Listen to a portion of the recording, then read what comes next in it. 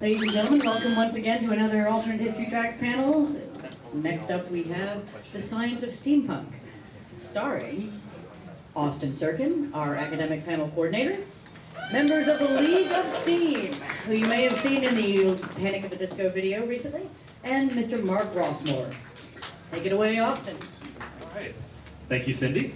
As she mentioned, my name is Austin Serkin. I'm the, hello. I'm the academic panel coordinator, something like that.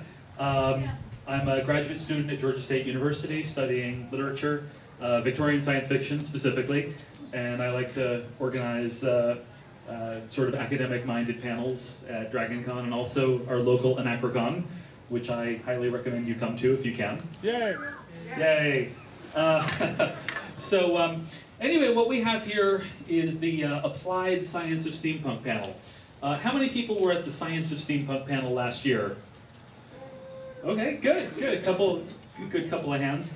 Most of the questions that we got last year were sort of about how to, apply the science that we had been talking about into costumes and whatever, So I decided this year that instead of doing just a straight science panel, we would have an applied science panel where we have some people talk about not just the science, but how specifically to incorporate that into props, vehicles, whatever it is you want to make, models, etc. So I'll let everybody introduce themselves, and I guess who's ready for the mic? Glenn, here you go. I'm Glenn Freund. I'm a graduate from UC Berkeley, and I play Coyote in the League of Steam. I'm Nick Bauman. I play Kraken's Pots with the League of Steam, and I am not a scientist, but I fake it. Hi, I'm Russell Eisler, and I play both the twins, Thaddeus and Zed, the zombie manservant with the League of Steam. I'm a graduate of the California College of the Arts. And I am Mark Rossmore. I am not of the League of Steam, but I produce music under the name Escape the Clouds, and I do a lot of writing and both fiction and nonfiction based around aviation. My latest CD just came out last week, and in the real world, I'm a pilot and air traffic controller. So I take a lot of that knowledge and apply it to my fiction and nonfiction writing. All my nonfiction stuff is aviation related. That's my background. All right, so those are our panelists. As many of you know, and some of you may not, the League of Steam makes a lot of functional props. So I'm going to let them go ahead and start talking about those and maybe explain a little bit about how they work. I guess that's me. Oh, are we good? Hello? Sorry, I prefer to stand so I can see everybody, and it's better energy. So, hi. So yes, I play Kraken's Pots. I'm sort of the crackpot inventor. Hey, good news. So we first started making I've been doing prop and costume design and fabrication for over 10 years professionally, and found steampunk a while ago and just loved the. Is that one better? That one's louder. Oh yeah, that's a lot better. All right. And the steampunk bug bit me several years ago, before it was really a whole lot of anything, and I just loved the aesthetic, and it just gave me a personal dumping ground for all the crazy imagination in my head. But what I thought would be really cool is just to start making cool stuff that actually did something, just because it was challenging for me, and I wanted to figure out, sort of the puzzle of how something works, but then also have it be cool, cool looking as well. But of course, we're from Los Angeles, so to actually travel with a lot of our stuff is not only expensive, but TSA really doesn't like me. Yeah, so, and if you guys see, we'll have later this weekend the electronic shock prod, which is powered by baby electric eels. Yeah. So come on by when you see me and to get electrocuted by baby electric eels. And TSA loved that one because it looks like a bomb.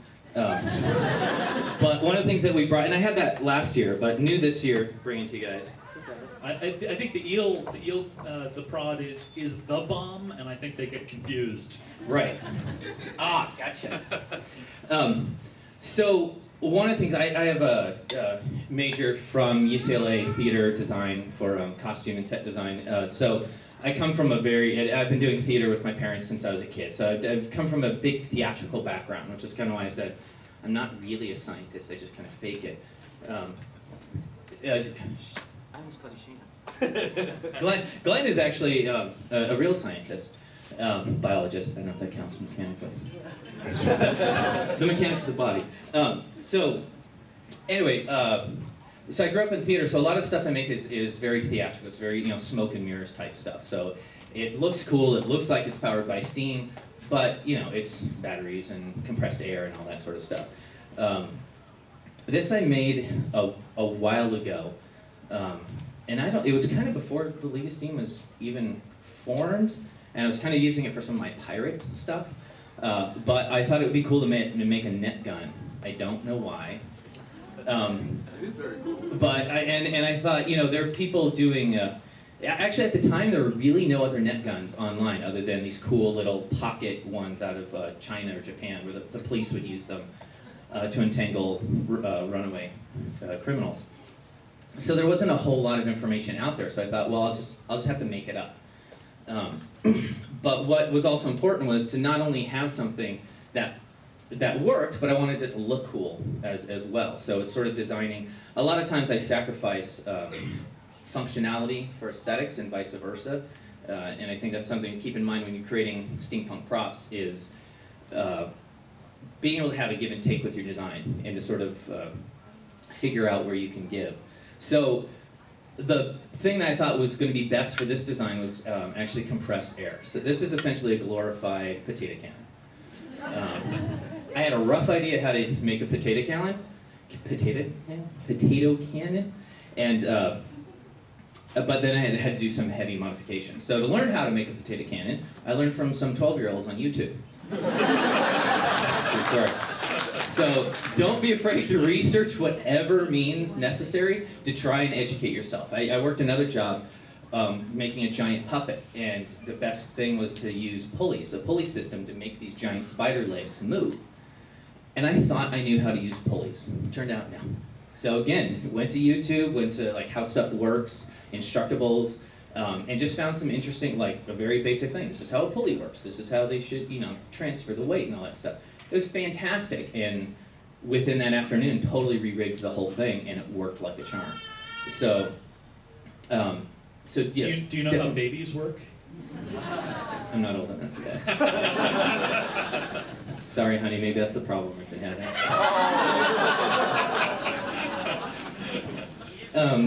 It's an adult version. Anyway, so, where was I? Pulleys. What? Pulleys. No, pulleys have nothing to do. I'm sorry, I get sidetracked and disturbed. And speaking of which, the reason why I'm kind of frazzled is this basically works off of compressed air, and one of the best and quickest ways to do that, instead of pumping it, you can see, flip that around please. On the other end is like a bicycle tire pump, or you can take, bike pump it and fill it all up, but that takes forever. I did that as a backup. On the front is actually a nozzle for like a compressed air fitting, and I use CO2, because CO2 will fill this sucker up in like 3 seconds. Problem is I can't. TSA hates CO2 canisters. So basically, since 8 o'clock this morning, I've been running around Atlanta trying to find a place to fill up a CO2 tank. Hey, Nick, And can you highlight for a moment the dangers of working with compressed?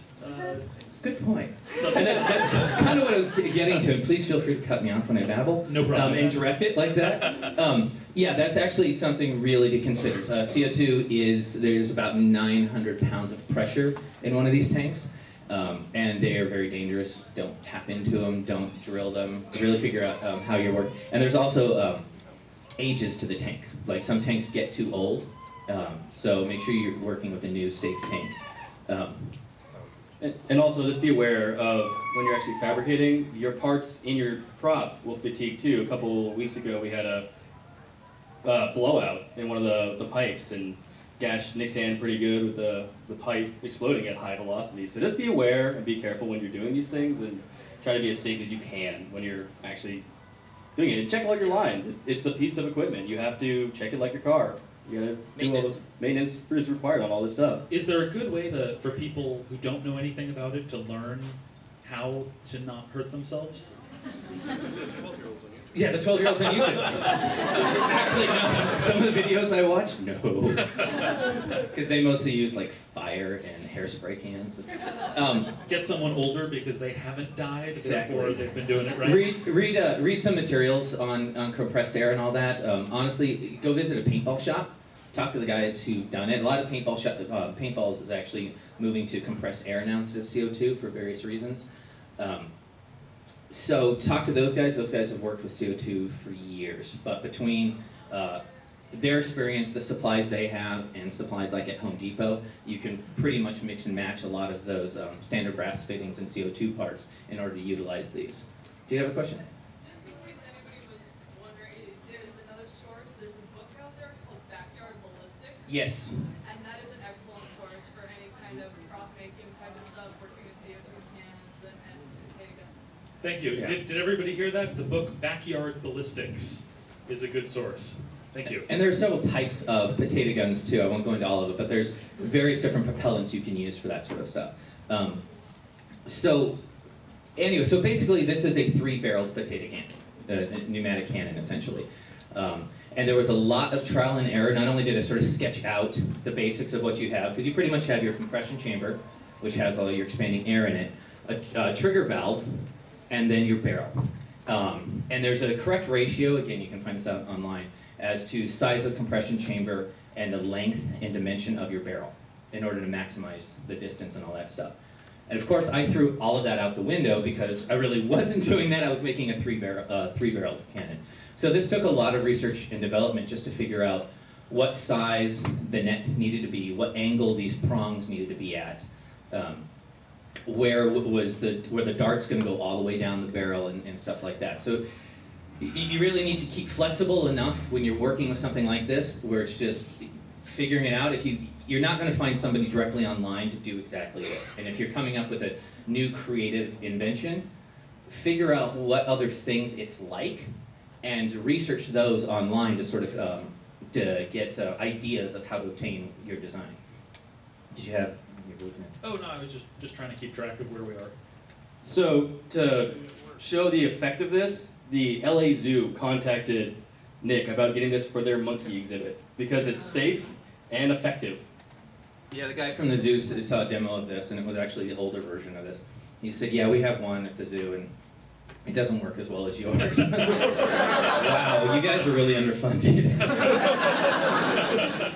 So let me give a quick demo of this. Meanwhile, who here, raise your hand if you've seen the Ballad of Mona Lisa music video by Panic at the Disco. Okay, good couple of people. Well, this is the net gun that was featured in that video, and Nick was the one that shot it in the video as well. Volunteer. Explain the monkey. We have a volunteer. Is there a over volunteer? here. Yeah, she specifically She asked. specifically asked me to keep someone on. All right. So normally, if you folks aren't familiar with the League of Steam, we are Victorian era monster It's a hunters. wireless mic. Oh, well, We are Victorian era monster hunters, and the net cannon is one of the devices we use in order to capture and wrangle some of our monsters, like werewolves and zombies and such like that. So, I'm going to ask you, what is your favorite type of monster? Your husband. You guys know how- Okay, give me your best impression of your husband. Okay, good. Everyone's recording this, right? Excellent. What Okay, exactly now is hold he that re- thought. What exactly is he reaching for when he does that? oh, good. Okay, hold that thought. Let me load this up. So now, basically, the CO2 tank is back here in a little container made to look like. It's what I call the porta-boiler, the portable Nick, boiler use the unit. microphone. Portable boiler unit. So it's basically just all ABS plastic detailed out to look like a portable boiler. Nick went on an adventure this morning to try to get it filled. So hopefully it is actually full. Not one. Apparently the city of Atlanta has a hard time filling CO2 tanks. And a lot of other things. Thank you. One of the important things about using compressed air and stuff like this, another thing to be aware about, is there are limitations to the materials that you're using. So in other words, this is, just ABS. It only holds so much pressure. We could actually make this explode right now if we wanted to by filling it too hot. So just as a safety precaution, I never go above 100 pounds of pressure. This can hold like 250 pounds of pressure, but I don't even go over there. And the thing is, you really don't need that much pressure. So definitely keep that in mind whenever you're using materials that are new. Figure out their limitations just for safety reasons, and always just go under those safeties. All right. All right, what's your name? What's your name? Cassie. All right, Cassie. Can you step back just a little bit? Step back. It won't hurt. I promise. Okay. All right. And step back and a little bit to your left. I'd be facing you or No, you're gonna walk towards me. Like your husband, and I'm gonna capture the monster. Are you ready? What's your husband's name? zombie. Your husband's name is Zombie. That's an adorable relationship. Okay, Zombie. Come here, Zombie. Come here, Zombie. Who's a good zombie? A little faster, Zombie. The short devil. Good Zombie. Fire in the hole.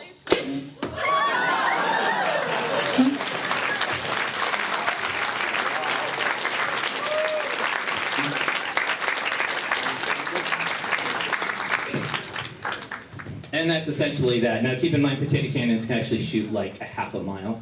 So this is, like I said, there were several things I had to sort of sacrifice performance in order to get the design working correctly for what I wanted. But it's okay, because it's a theatrical prop. I don't need to shoot a net a mile. I don't need to endanger anybody. What if you were catching monkeys? Then we might have to amp that up. Yeah. Anyway, so that's a little bit about that. Were there any questions, maybe more specific stuff up front? Are the balls at the tips weighted, or are they just...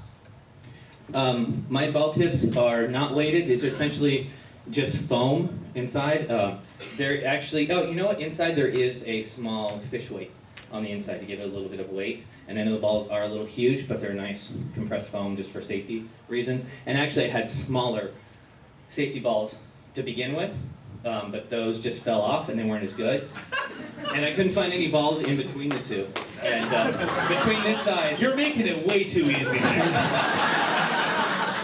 You guys have sick minds. This is Dragon Con. This is not San Diego Comic Con. Oh, is that how it's going to be? So I know these are a little big and silly, but I sort of love, in steampunk, I sort of love just how absurd things are and big and chunky. So these are really nice and safe. And actually, this is part of the reason why it flies better now, is because of sort of the size of the ball and the tiny bit extra weight. Any other questions about other things? Yeah. Did you actually make one for the LA Zoo? No, they never got back to me. They probably can't afford it.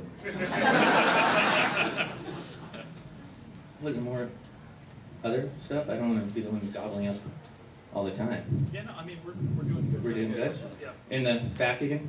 What other kind of creations have you come up with? Well, funny you should ask that, because it's I guess, time to move on to another thing. Mm-hmm. But before we moved on, did anybody have any more questions about using compressed air or anything like that? Yeah, I was just going to ask what the air tank was made out of, if it was PVC or... This is ABS. The whole gun is made out of ABS and wood. I do have one question about maybe the flammable nature of some of those. Mhm. Is it possible to create? Are you concerned about? Whose creating phone is that? sparks? Put your phones on vibrate, guys. Yes, Is you're it, right. is it possible to create? How do you guard against creating sparks if you're dealing with any kind of flammable compressed gas?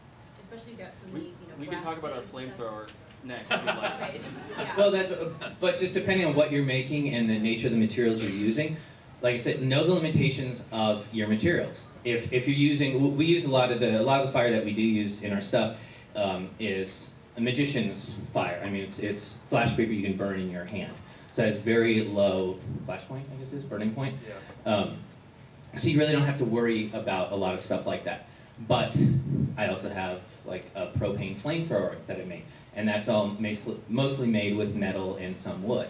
So it's just know what you're working with. I mean, fire and ABS will heat it up so much it'll just melt it and warp it. I mean, that's how you shape it, is using heat. So definitely know the limitations of your materials. Just one other thing about compressed air and stuff. A lot of my fittings and stuff, I use welding shops. It's also good to fill CO2. That's what I do luck with. Just welding supply places. Cool. Good. Thank you. Welding supplies. Any other compressed air questions? Okay, well, you want to move on to, I guess, the next type of science? Yeah. What do you want to do? Electricity We'll or? let him take a shot at it before we get to Oh, no, you guys go ahead. flamethrower. Flamethrower? Well, People like fire. the flamethrower is pretty simple, and of course, I didn't bring it. And that is, it's essentially just a propane tank. And propane is another source that you could use as pressurized air. I don't recommend it. But propane does come out of the tank. I forget the PSI on that. It's not a whole lot.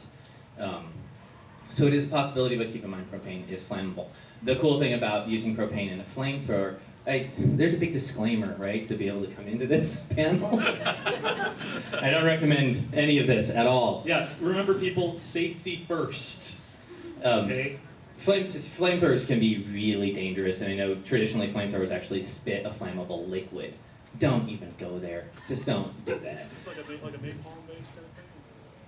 Well, a lot of flamethrowers, yeah, not mine. Mine is just propane gas, which again is a lot safer of a flammable gas, but it just uses no napalm. no napalm, not yet. But it just uses the pressure from the propane tank itself to actually propel the gas, and you get about a 6 or 8 foot flame, which is kind of cool. The lady with the eye patch. Can you go over a list of injuries you've got?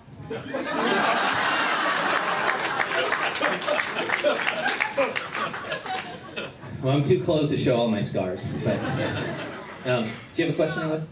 It's not about the compressed air exactly, but where did you put the net to make sure it came out smoothly? Again, that took a lot of research and development.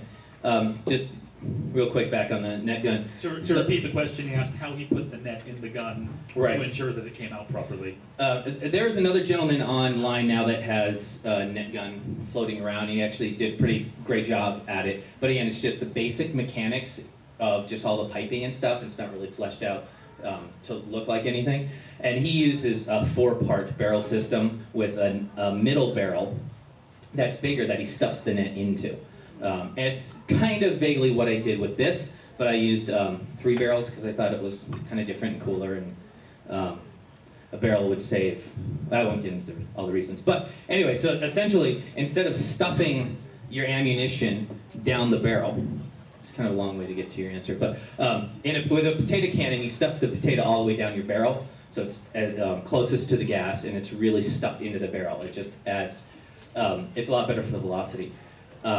With this, you don't want to stuff the net down the barrel because it's not going to. It's not going to work. It's going to get clogged up. It's really got to exit your barrel clean and safely.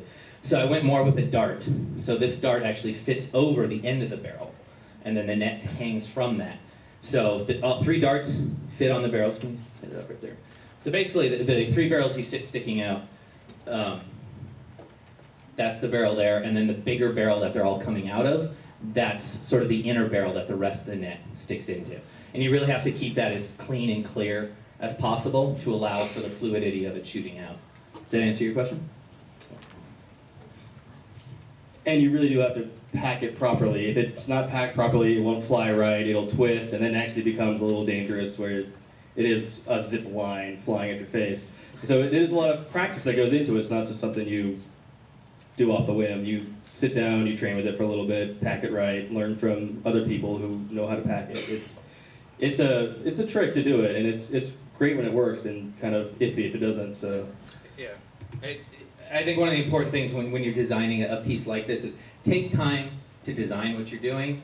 Draw it out if you're not an artist. Get a friend to do it if you're better sculpting. Whatever you do, get it out of your head, get it on paper, get it out in front of you to see where you want to go for. And then keep flexible as you're learning how to do stuff. And like I said, if you don't know how to do something, research it. Check online, ask friends, ask other professionals, let them know what you're doing, and see, educate yourself to follow the steps to get there. But really take time to develop, sorry, distracted. Ma'am, please, ma'am, please. Sorry, it's my wife.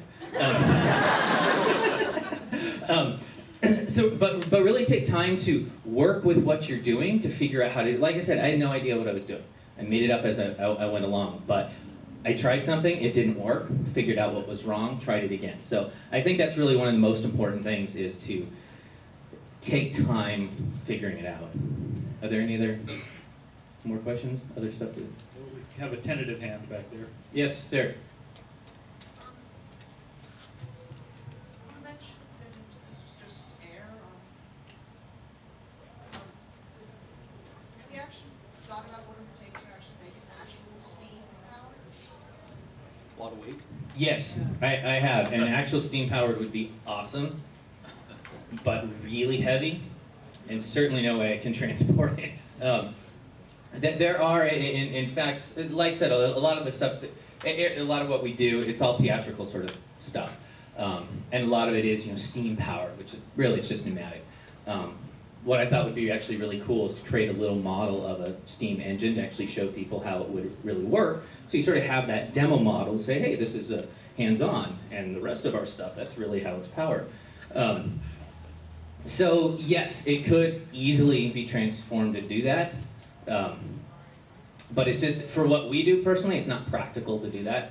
So I don't go there. Yeah, the problem with a lot of steam is that it's extremely impractical, which is why you don't see a lot of like steam-powered cars, for example, because the power output to weight is pretty inefficient unless you're operating at really large scale, like trains, for example. And it's dirty. Can be. I just don't want to get filthy. Doesn't have to be dirty. Could be nuclear. That's true. Great. Yeah, for those of you who don't know, nuclear power is steam power. Nuclear is just the fuel that powers the steam turbines. So, yes, sir.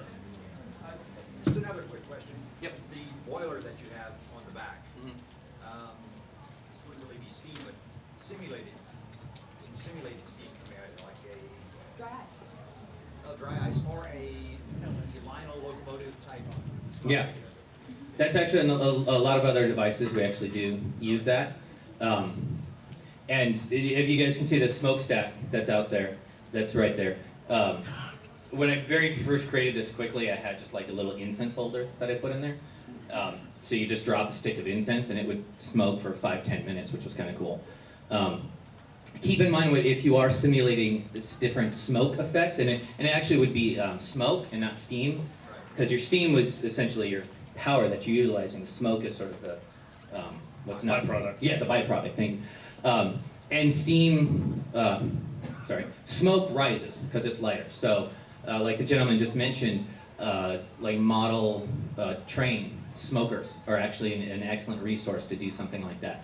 If you're using something like dry ice, which is a great effect, it's water vapors and it's a lot heavier, so it just sinks. Unless you're going to use something like a fan to blow, to blow it up, but it will go up for a little bit and then get too heavy and sink or spill. So anyway, that's something to keep in mind. And again, this is information that you can find online, more specific, but a lot of stuff you learn from trial and error. I went right exactly through that thing with trial and error and worked out what worked and what didn't work. Model train smokers can be expensive. They suck battery life a lot. Dry ice can be dangerous. You can lose skin if you handle it, so you gotta handle it carefully with a glove. So that's why on this sort of quick one right here, I was just using incense sticks. But the other cool thing about a smoker too is you can turn it on and off like that. You can walk into a room, flip it off, it'll stop smoking. So it's really practical for stuff like that. But it does, you have to keep it rather level because it will sort of spill out with all the oil and stuff. Did you have a question? There's a friend, this guy I know, Daniel Valdez, does the steampunk Professor X in the wheelchair. Mm-hmm. Uses a wizard stick. That works out really well for that. It wasn't a question; it was a comment. Yeah. The guy who does Steampunk Professor X, what was his name? Daniel Valdez. Yeah. Uses a wizard stick. I don't even know what that is. You find them on Amazon for like $15. Yeah. What are they? It's a blue, kind of a clearish blue plastic stick like this that's just like a smoker wand, and it's battery powered. It's basically a train smoker, and it is it is pretty simple and it is pretty readily available. It's kind of cool. I've tried taking, and it's actually a brilliant way how they designed it to smoke, and I've tried taking it apart, and I don't recommend that. they literally like glue in, because it's a special technology that they developed. Yes, sir? Dumb question. Do you have to worry about smoke alarms with any of these smoking devices? I am very aware of those things, yes.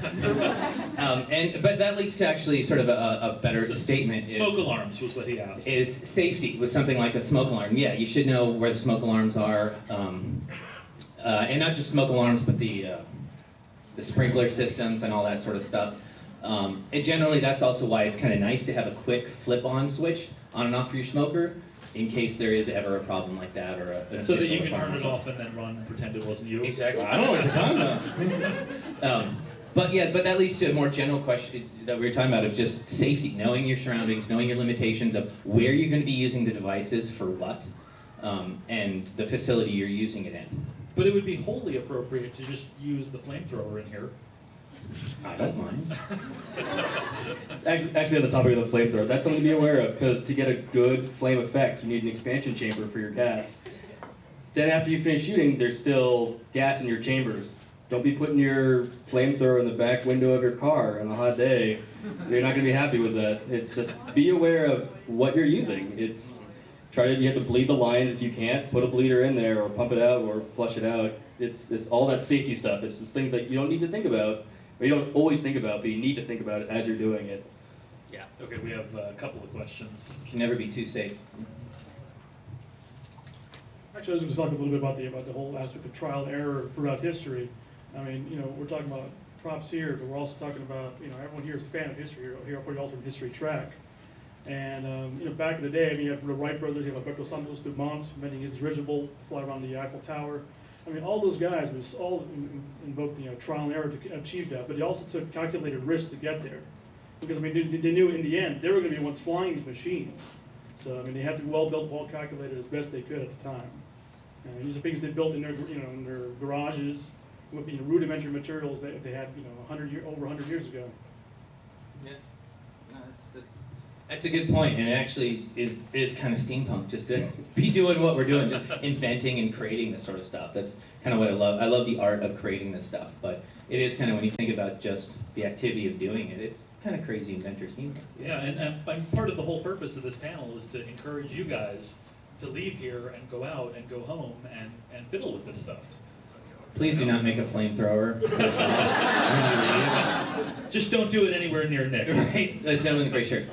There is a site online called e-machine.com, which allows you, which is free CAD software, to design it, and then you pay, and they will make as many of them as you want, from 1 to a million. That's very cool. What do they make it out of? That's what you decide when you make Really? Decide contract with. Okay, well apparently there's a site, what is it, eMachine? E-machine. E-machine that you can submit, what, a CAD drawing? They have free CAD software. You can sign it right inside. Oh, so you can submit some sort of design and they'll just make it for you, which is pretty cool. In the back, you've had your hand up for a while. Yeah, they talk about using dry ice as a source of air pressure. Dry ice as a source of air pressure? Yeah. I'm not familiar with that. No, I have not. Clearly. It's just a little harder to control.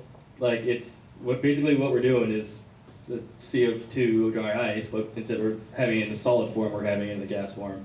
And the CO2 is a great idea, and you can get a lot of powerful reactions with it by just bottling it up, but it's just not as controlled. This is very controlled, it's safer to use and handle. We can keep it on the shelf in a cooler for months versus having to buy dry ice every time we need to do something.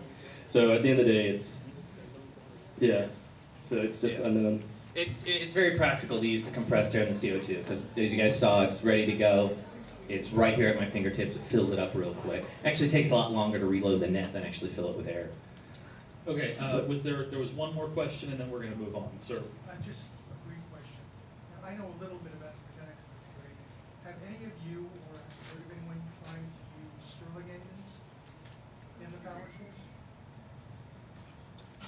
No, personally, no, I haven't gotten there yet. No, I don't know anybody who's there's been done. still so much to explore that we've made a couple pneumatic stuff, we've done a couple electrical stuff and fire stuff, and every time I'm working on a new prop, I want to figure out a new way of doing something, something different to challenge what I'm doing and to learn something new. So that's an interesting point, and I'll look into that and see if, because a lot of times the technology of what's there will inspire something that I want to make. So that's kind of cool. Okay, well, let's move on, I guess, to electricity. Shocking. We like electricity. So why don't you tell everybody a little bit about the eel gun, or the prod? The electric shock prod. Yes. So the electric shock prod, which you guys will see later on, is powered by baby electric eels. That's what we That tell would be you. incredibly inhumane. I won't go into all the I won't go into all the specific details of it, but again, it's just using basic electricity in order to provide a very subtle shock. You guys are familiar with those shock toys, right? There's various different types of shock toys. It's kind of a shock like that, so it's sort of a mild vibration. It is using, hold on, this shows you how learned I am in this. It is using DC and not AC power. No, trust me, it's totally safe. The thing with the electricity now too, and I try and keep a lot of things like this as simple as possible. When you're using it in a theatrical or convention type setting, keep in mind everything that can possibly go wrong probably will. Have your toolkit. Something that we say in the prop making is KISS. Keep it simple, stupid. By just adding more and complicating it, there's just more that can go wrong. So I try and keep things as direct as possible. So with the sort of electricity used in the eel prod, it's very simple, positive, negative electricity. It is a direct current, which is basically a battery, as opposed to AC, which is plugged Basically, into the wall. Edison over Tesla. Yeah, sorry. But that said, the most important thing when you're using something like this is amperage. A lot of people ask volts, because most people know volts. So people say, well, how many volts is that? Well, it's registering at about 85 volts. Oh, wow. Very, very rarely does somebody ask, well, how many amps is that? Well, if it's an amp, I'm going to kill you if you touch it. So this stuff, this thing is barely registering milliamps, if even that. So very, very low, if any, amperage. So it is totally safe for a human to touch. So do you have any advice for people wanting to incorporate electricity or electronics into their props or whatever? Before you even start, educate yourself so you don't kill yourself with amperage and AC/DC. But yeah, definitely look at your design and how you're going to create it. Are you going to use battery power because it's going to be a practical walk-around type prop or device, or is it going to be a set on the table art piece which you can easily just plug into a wall? There's a lot of great reasons for either one, and it's probably a lot of times cheaper to just plug it into the wall because you don't have to worry about all the batteries. So think about that. Think about how you're going to be using it, the device that you're creating. And what do you use for the eel, the prod? I don't specifically want to go into that. Trade secret? Just to keep the mystery going. But it's a variety of different type of things, and it's very simple. Like I said, it's very low amperage, and actually some of you probably even be able to figure it out. But the great thing about the practical props that we create, I think, is there's a story that goes along with all of it, and you tell people, theatrically how it works, and it's just what we call the pseudoscience behind it. And the neat thing about this sort of stuff is, if you tell them the pseudoscience, it's sort of mixed in with real science and basic simple stuff that a lot of people can get. They get air pressure and explosions and electricity, and they know baby electric eels, or they know electric eels provide. It's basic stuff that you can get. And then when you see that it works, or you can feel and touch that it works, your brain just automatically buys into it. It goes, oh, okay, that really is powered by baby electric eels. So it's kind of one of the fun things about it is you sort of bring you into the world and you buy it. Does that kind of answer your question? That, to tie into that, if you have to explain particle wave physics to explain your prop, it's just not an easy read. If the great thing about a lot of the stuff we do is people, as they walk down the street, will just go, oh, that's a baby electric eel shock prod, or that's a net cannon. It reads, and that's something really important, because you can make this the most elaborate props, but if it doesn't read, and you have to explain it to every single person, it kind of loses some of its magic. And it's great to do it, but it's something that you should be aware of when you're doing it. And also to touch on electrical work, there's a lot of really good ways to learn. AirNet's full of stuff. If you're looking for basic LED work, just look it up online. Arduinos are amazing right now if you want to do something really crazy. They are super simple to program. There's so many templates now that you can just copy and paste to do simple tasks. And what is that? And Arduino is a small microprocessor, more or less. It's a chipset. So you program in this chipset to do several tasks, more or less turns on and off in certain sequences to perform certain functions. It's just a very advanced 555 timer, which is like a little timer unit to make things blink. But it's just way above and beyond. And it can do some amazing stuff. A lot of the crazy inventions you see at Burning Man and Makers Fairs, they use these little Arduinos that do anything from blink to have tactile sensors vibrate over an entire bodysuit. They're just crazy, crazy cool devices, and they're easy to program. But if you want to do something less complicated than that, Instructables is great for LEDs, and if you want to learn a lot, just right off the shelf, just go buy Electronics for Dummies. It has a lot of really good stuff in it. Like, I'm a neuroscientist, and so my background is a lot of electrical work, just from making frogs move after they're dead, and yeah, a lot of, and you know, getting neuroactivity out of things that are deceased, and making people move, make limbs move without your control, stuff like that. And it's super simple, but that's something to take home that you can really fuck yourself up with electricity. Chief, a question. About the electronics now, this has been several years back, and when I tried to learn how to do things with electricity, there was this gap. You know, here's all your resistor math and amps versus volts. Plug in a light. And then they were like, and here you can wire up a 555 to blink, but with no idea about how to vary it and like basically the programming language of electronics. Yeah. Has that changed, or is there still that gap?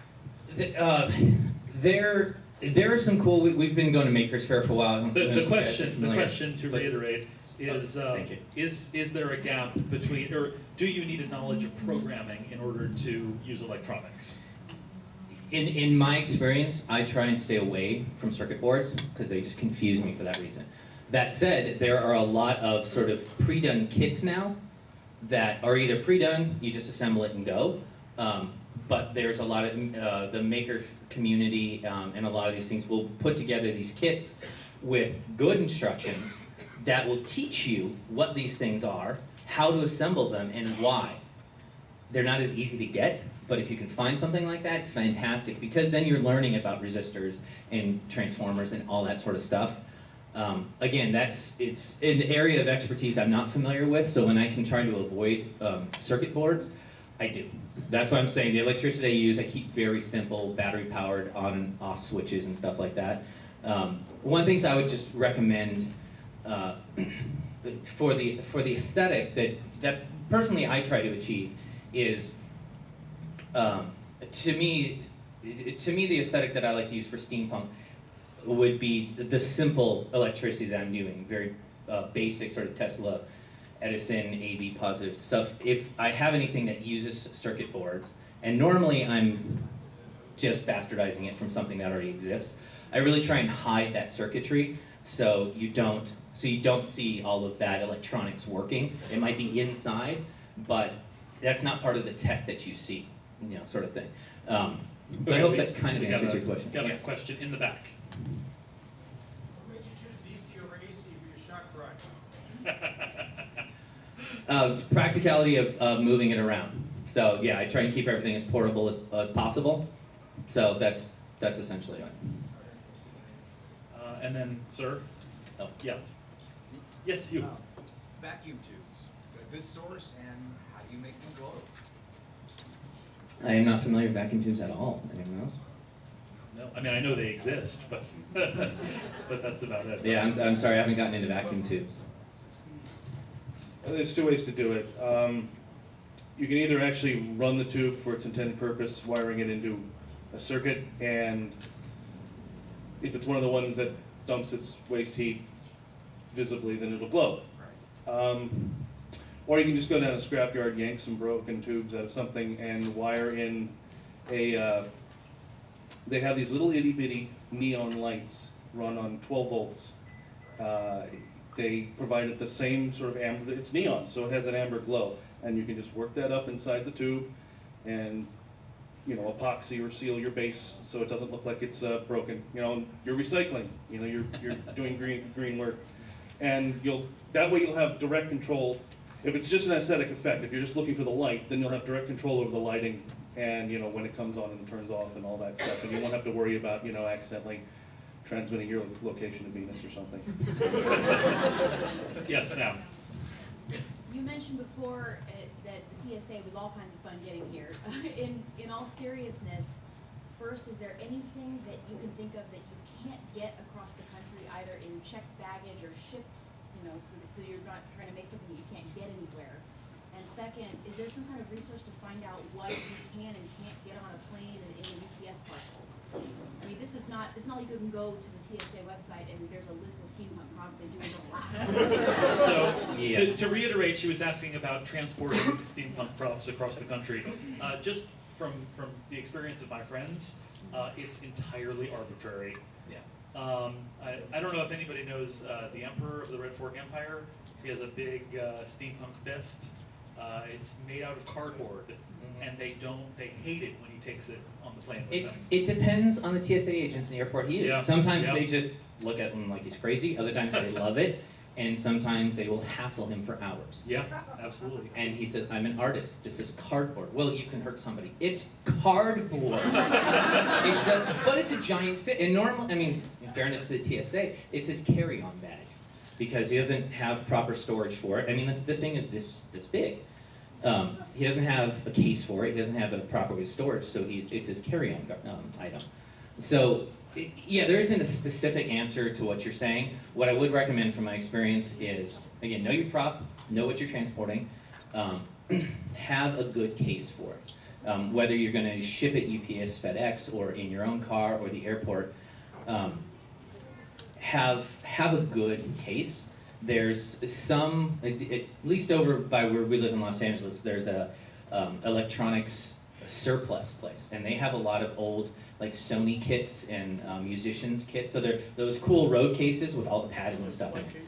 Yeah, flight cases and stuff like that. Buying them brand new is insane. Look for them used, and as long as they're in good condition, you can refoam the inside. You know, make it to help fit exactly your piece of equipment. Also, think about if you are going to transport a lot with this stuff, in more than just throwing it in your back seat. Think about the size of the device and the shipping limitations of UPS or the airline. The airline, you're going to have excess baggage fees, overweight, oversized fees like that. Something that we deal with all the time. Not only that, but I've noticed that they really appreciate it if you tell them what's Yes. inside. Yes. So when you drop off the bag, just let them know, and they will like you so much more. Even if it's just a Nerf gun, a lot of Yeah. times they'll ask, "Are you carrying any?" They didn't ask us this time. Are you carrying any weapons or anything like that? Even if it's a Nerf gun, even if it's just a prop gun, just let them know. Oh, I'm going to a convention. I have a prop gun, a prop toy gun. If you declare it up front when you check in, it's fine. They'll usually check it, verify it, or won't think it's a big deal, and it's fine. If they find it later when they do a check, you will get pulled out of line. You will get gone through security, and believe me, I know. Yeah, a few years back, I flew from Miami to Oklahoma City, and I actually decided I was going to be out there for a while. I love going shooting, and decided to take my pistol with me. And actually, as long as you follow the regulation, you can even take a gun. I'll just check baggage, of course. But I mean, I just walked up to the counter and stated clear, I have a pistol. I want to check baggage, the ammunition separate. I follow all the regulations. Just find this form, stick it in with the gun, put it in your bag, close it up, lock it with this. You're done. You're good to go. As long as you just follow the rules and don't make a scene about it. Yeah. It'll be fine. And that's actually probably.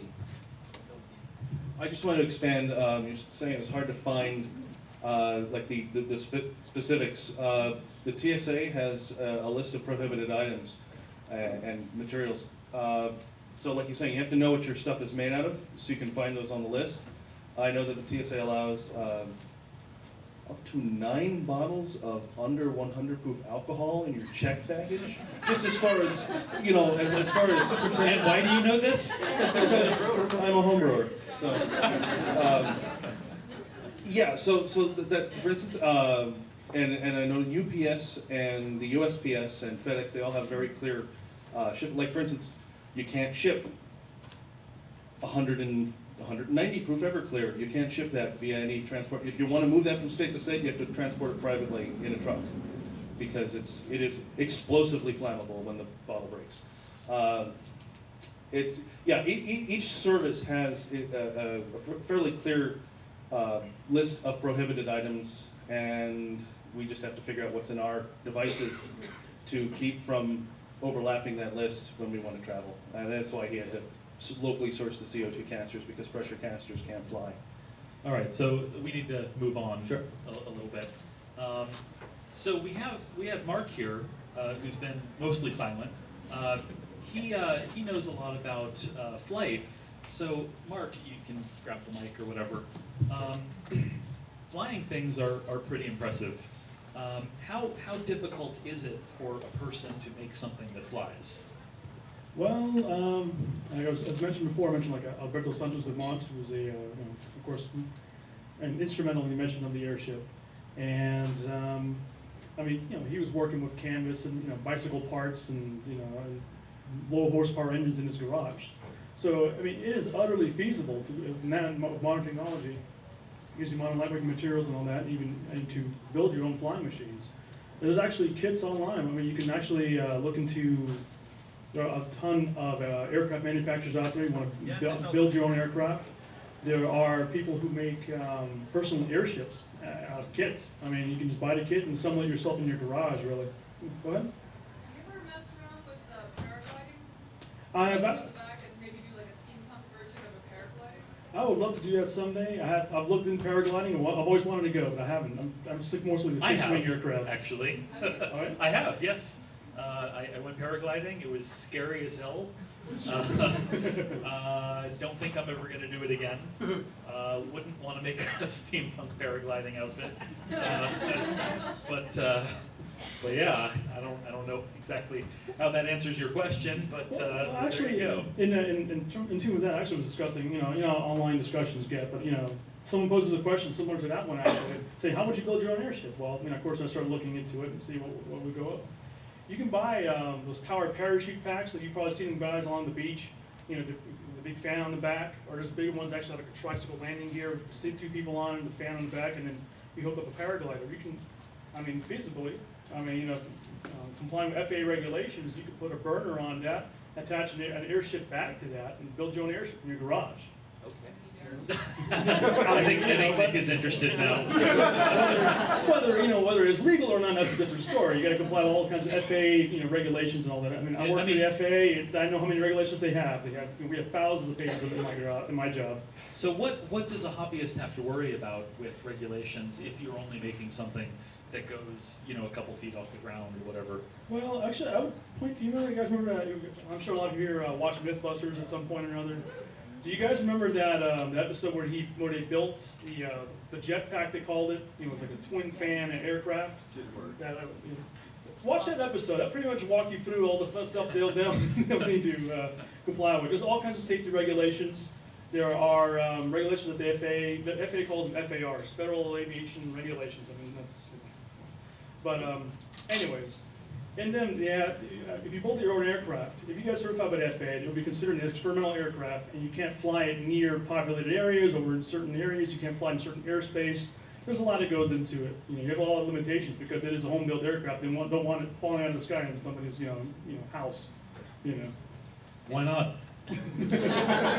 And again, keep in mind with that, why you're building it or what's the application for it. If it is a home flight thing and it's just for you and your friends in your backyard, that's one thing. But if it's something you want to take to a convention or a festival or Maker Faire, something like that at Maker Faire, it's probably going to be okay. There's, again, regulations, but it's not something you're going to bring here to Dragon Con, because I hear downtown Atlanta loves aircraft, experimental aircraft. Oh, yeah. so just keep that in mind. I mean, it would be freaking awesome, but it is limiting as to where you can use it. Yeah, absolutely. All right, well, we've only got a couple of minutes left, so are there any questions about anything? Sir? Actually, I wanted to just give another idea for resource, EAA.com, I believe, the Experimental Aircraft Association. Excellent resource. They break stuff down to try to tell you how to do your own home-built stuff, so it might be an easier way to get started. Okay, that was EAA.com. Yeah, Experimental Aircraft Association. I believe it's probably .org. Probably .org. Sir? So you have a device, it's functional, it works. Where do you guys source the stylistic elements of it to make it steampunk, where you can find like big cogs, things like that, leather, stuff that, make it look steampunk?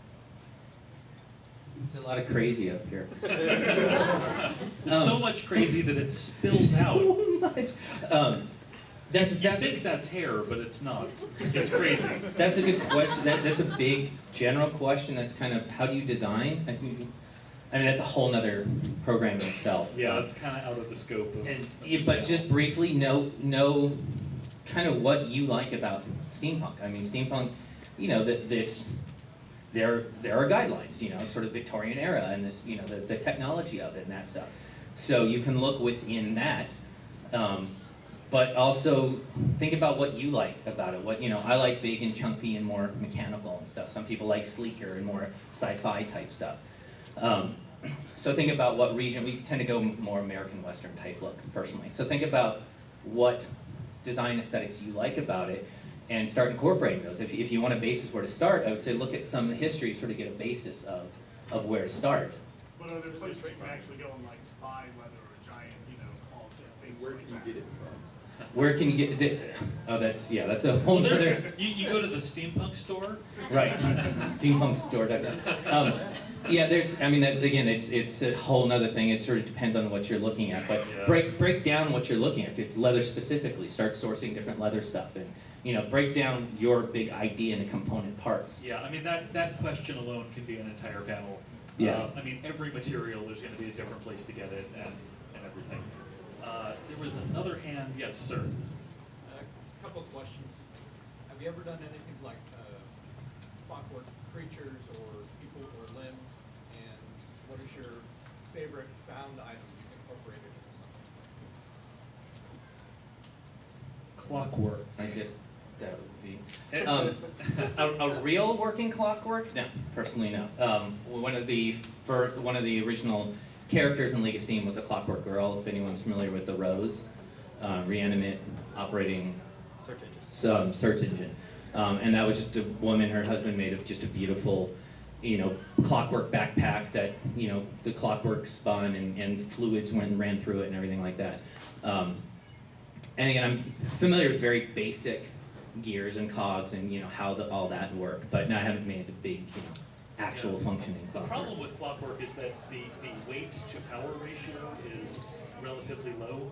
So for carryable things, particularly if you want something big, it could get out of control really fast.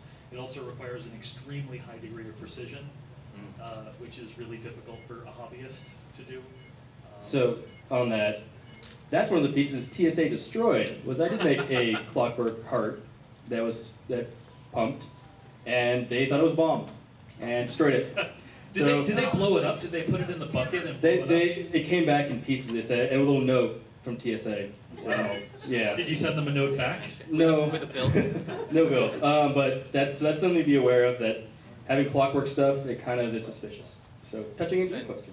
From that's a good point. And from a theatrical point of view as well, there's a lot that you can achieve through, small servos and motors, 12 and 9 volt motors, and then add on sort of the outside some basic gear and clockwork elements that could also turn. Again, giving it the idea of that something's working like that.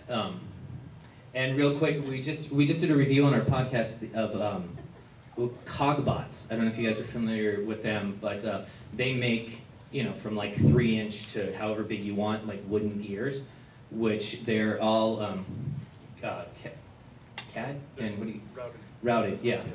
They're all are those the ones that come in like triangles and squares and all these crazy shapes? No, they didn't. We just got regular sort of. Because somewhere online makes gears that Crazy. you can work that are like square and triangle, cool. and it's crazy. The Cogbox made, they're reasonably priced. They look cool. They're in 1/4 inch and 1/2 inch thickness, and you can stain them to look wood. You can paint them metal, and since they are precision cut, you can actually use them as practical gears and stuff. So it's something to look into because they were pretty freaking cool. So. Yes. Basically, I just actually want to say something in response to the gentleman in the kilt about where you can find stuff like leather and foam Is there a gentleman in a kilt up here? No, the question that I'm Oh, I can't see find this. a community of makers and friends. Like, I know nothing about crafting foam, but if I wanted something, I would ask Nick. It's all about, that's one of the great things about steampunk is that it's not just a personal passion, it's a way of building a community and a way of finding friends. So, we learned a lot about leatherwork through Nick and those sort of elements. So it's really find friends, reach out in your local artisan and maker community, because what you don't know, somebody within 100 miles probably knows, and they're really so excited to tell somebody. That is an awesome point because people who have experienced, a lot of people love sharing that experience. First thing I love about steampunk is the aesthetic. Second thing I adore about steampunk is the community. And that's a great point. Thank you. Aww. I'm choked up about it. I just want to have one more quick comment in here. Don't be afraid to experiment with polymers too. I do a lot of liquid and plastic chemical mixing, and there's a lot of resources out there to get accessible chemicals to do amazing fucking things with with steampunk props. Having fluids that run through that have the right viscosity you're looking for, even to 2 parts that you make to craft props. There's a lot of stuff out there. Don't be afraid to start experimenting with that stuff because it's most of the time, as long as you're outside, it's safe, and or don't want to have kids, it's safe. It's That's true. Yeah, that's really frightening. Like the commercials for the hair loss stuff. Tablets should not be handled by pregnant women. That's terrifying. Anyway, on that note, we're out of time. But everyone, please give a round of applause for our panelists.